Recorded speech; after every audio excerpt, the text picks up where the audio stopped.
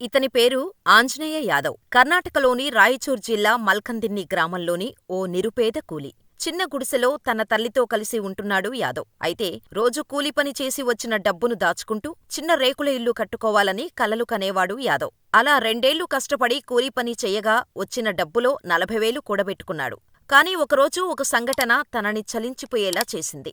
దాచుకున్న డబ్బంతా తీసుకొచ్చి ఇలా పిల్లలకు సైకిళ్లు కొనిచ్చాడు. ఎందుకో తెలుసా?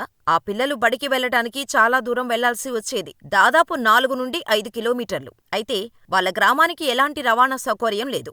దాంతో చాలామంది పిల్లల తల్లిదండ్రులు వాళ్ళను స్కూలుకు పంపడం మానేశారు. తన పరిస్థితి బాగోలేక తాను చదవలేకపోయాడు. కానీ ఇంకొకరు వారి జీవితంలో తనలా కష్టపడకూడదని తాను దాచుకున్న డబ్బంతా 40,000 మొత్తం ఖర్చుపెట్టి పిల్లలకు సైకిళ్లు కొనిచ్చి వాళ్ళ తల్లిదండ్రులతో మాట్లాడి ఒప్పించి తిరిగి వాళ్ళు స్కూలుకి వెళ్లేలా చేశాడు.